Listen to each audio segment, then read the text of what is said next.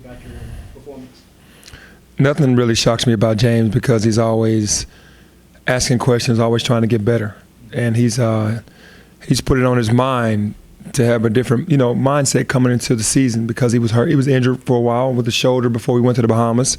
Then had an ankle that derailed him where he couldn't play an exhibition game. So he just, is going out there playing the way that we've seen him play since he's been back healthy. When you watch the film, and obviously it was a special performance, but what more is there? There's obviously a lot more in his game. And what more can he improve on? What more is he still there to show? Yeah, no, he can improve on a lot of things. Like, obviously, his energy is what's glaring right now. His talent is his talent. We only ran one play for him the entire night, and he still ended up with 28 points. That's how special he is. Could have been a 40-point night if we would have left him out there the entire game, but, we played other guys. But there's still so much for him to understand about pick-and-roll defense, pick-and-roll offense, recognizing the situation before it happens, the play before it happens. Offensively, scoring on the post. We haven't thrown the ball on the post yet to score on the post, so he could get better with that. I mean, he still has so much room to grow, which is still great because obviously his energy is what's taking him over right now, and his talent.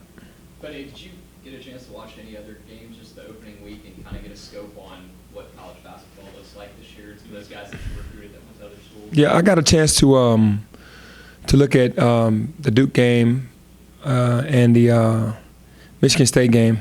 I can't remember who played who. Duke played Kansas. Michigan State played Kentucky. And I saw the end of the beginning of the Duke game and the end of the Kentucky game, and saw some good play. And last night I watched Ohio State and Cincinnati. Cincinnati's still the same. They play hard. I haven't watched any other games. I'm recording some games to watch, but I haven't watched any other games. But I'm excited about it. I saw the highlights of North Carolina. Cole Anthony scoring 34 points and having 11 rebounds. I mean, that's amazing within itself. But it's so much talent now in the college basketball that than it's been in a while. And that's not disrespecting anybody, but these young guys are coming in, these freshmen, they're coming in locked and loaded. How do you kind of see them and see your guys and how they would match up potentially? Yeah, obviously we have as much talent as anybody. It's just a matter of the mindset of the kids who go out, how they go out there. So when I see our guys, I know that they can play with anybody on this level, and they'll struggle just like any other freshmen struggle, any other young guys will struggle. But nobody's just taking me to the point that I've seen from another team to go, wow, he would just dominate us, in that fashion. And our guys, they're a work in progress just like everybody else. Hey, I know you don't want to look ahead, but what do you need to see in this next game with a big test coming up on Tuesday? We need to see carryover. We need to see the rebounding stay the same or get better. We need to come down on the turnovers. And we need to continue to just, share the basketball. 20 is our number. We need to get more of that. And we need to start understanding what our schemes are for the entire game. I mean, a young team is going to have some moments where they fall into making mistakes, but the mistakes can't happen for long. We have to correct them. And then everybody has to be in tune with what they can bring to the table. We gave everybody their roles and what we needed them to do for this team because we can't have 14 scorers for us to be successful. So they just have to start. Everyone has to start in their role every game. Tyler, Boogie, and Lester are combined 2 for 14 from three-point range. Did you like the shots that they were taking, and it was just an off night, or do you want them to take that? No, those shots were all great. I didn't see one bad shot, and that's the luxury of having Precious and James on the floor, DJ, creating plays for them, and they're going to be wide open. They just have to knock them down, and I have all the confidence in the world that once they get hot, they can shoot it better than anybody. They're just in a slump, and the slump is okay now. It's early, you want to get going as you go on. Now, who is going to lead the team in assists? Because DJ had 4 assists, Tyler in the preseason had a lot of assists.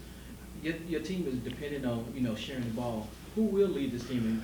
We hope we have that problem every night because that means that everyone is sharing. But honestly, I would say Damian Ball has the best chance. He had 8 assists the other game in 20 minutes.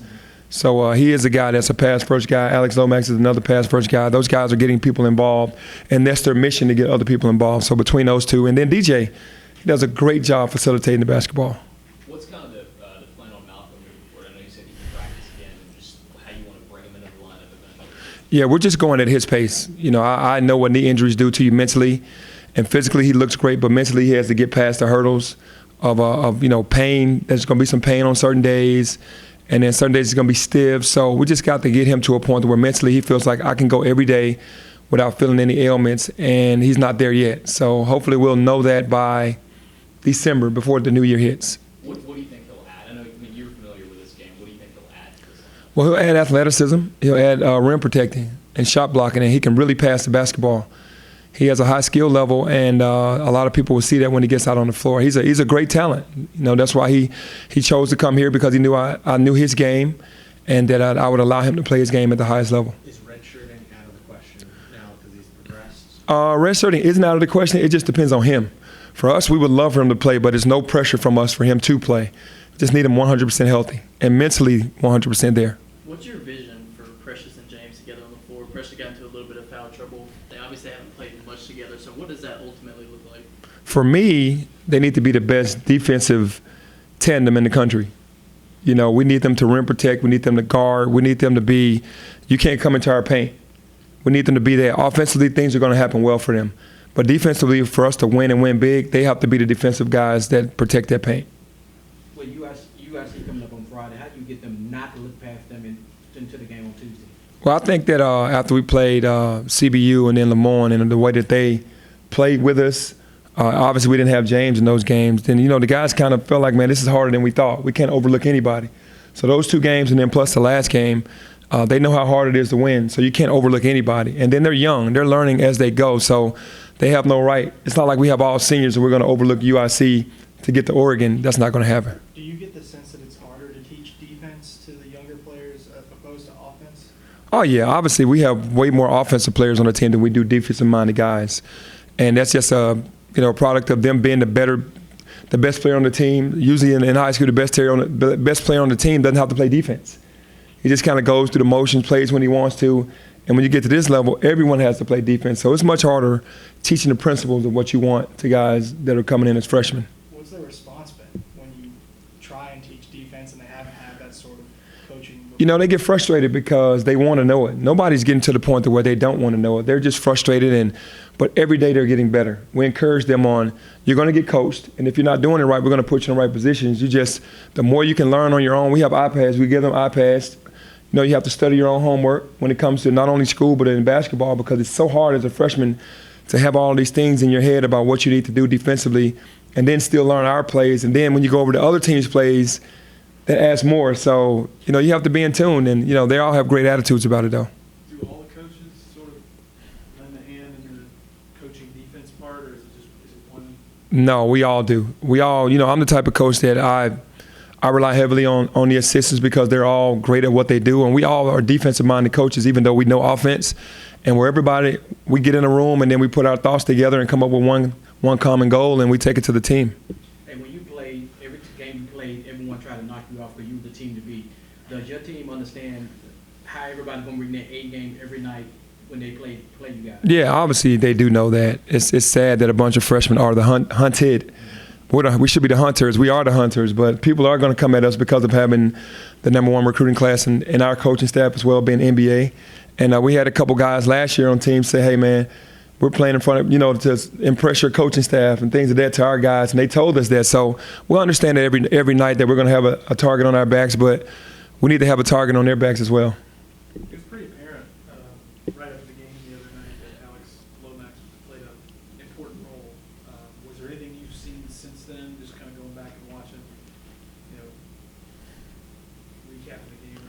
He's just settling into himself is what I've seen since 6th grade. He's progressively gotten better and better as a leader, understanding the game, and then college hit him head on last year, and he went through some woes, especially with his shooting, and he kind of lost a lot of confidence. His confidence is back. He understands who he is. He's studied more. He's asking more questions, and he's a better player because of that. Isaiah Stokes update? Don't have anything, and that's sad. We're pounding the ground, but we're waiting to get that answer. Last year you had to use the hustle boards trying to motivate you guys to play hard, for playing time. There seems to be no need for that. It's like everyone's coming out playing hard for the whole game. Is that the fact this year? The factor is the bench this year. Mm-hmm. You don't play hard, you sit on the bench. And they know that that's true. But honestly, you just want the kids to just have the attitude that whoever's on the floor, give it your all. But the motivating factor is the bench. You don't have to worry about your freshmen overlooking a game like this because Tuesday is such a big game? No, I don't think we've gotten to that point yet. You know, I would say, you know me, I don't mind saying, but I don't think that they've gotten to the point.